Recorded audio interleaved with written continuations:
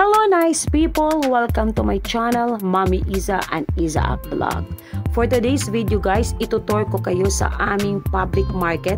Dito po yan sa Agdao. Ayan po guys, dahil may nag-request po sa akin na gusto niyang makita ang aming market, merkado o palengke. Mega love shoutout po kay Tita Mi Vlog. Ayan po guys, kumustahin natin ang Agdao Public Market. Last punta ko dito guys, 2020 pa, during pandemic. Dati makalat dito guys, magulo. Medyo mabaho na kasi yung amoy ng dumi ng hayop ay talagang nangangamoy. So kumasahin natin kung ano na ba ang nangyari o katikaran o ganap dito sa Agdao Public Market. Wow! Sana all! Parang mall! Nako! May pagbabago na talaga guys. Iba talaga ang tatak Duterte. Mapapa, sana all talaga tayo. Kitang-kita naman guys, napakalinis, napakaayos at ang mga vendors ay maayos na ngayon at hindi napakalat-kalat. O, di ba? Bongga. Kaya pasukin natin ang market namin. Tara guys, pasok tayo. Wow! Napakalinis. Syempre, masayahin ang mga Davaoenyo. Tara, ikot-ikutin natin ang buong market. Tingnan natin ang mga paninda. Ayan, kaway-kaway lang dito na Zay na feeling na Ivana. Charot lang. So ayan po guys, kitang-kita naman, di ba? Napaka-fresh ng kailang paninda. Kagaya din ng nagtitinda, fresh na fresh at masayahin, smiling face si ate. Habang nag-ikot-ikot po tayo guys, nag-tour po sa aming market, magkwentuhan muna tayo. During pandemic, May 2020, sinarado po ito guys. And 2022, giturn over po ito sa local government. Ayan, binuksan uli noong November 2023 na pinabongga, pinaganda na mukhang mall. Ayan, ito po ay funded by the Department of Agriculture. Meron po to siyang 3 stories guys.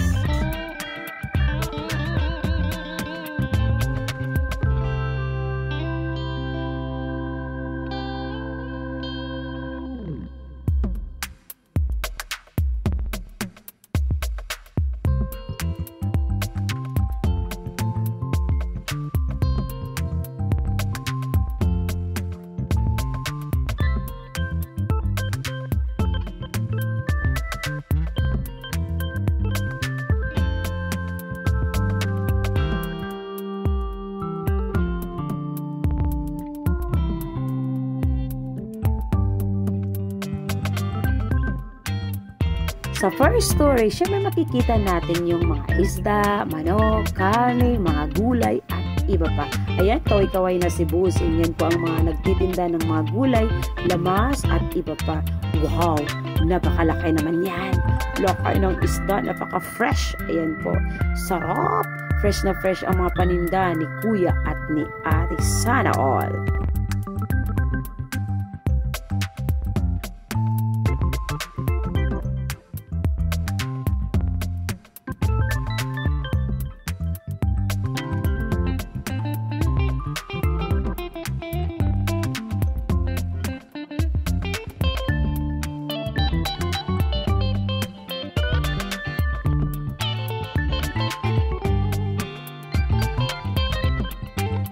Punta muna tayo sa second floor. Wow! Sana all, di ba? Escalator ba to?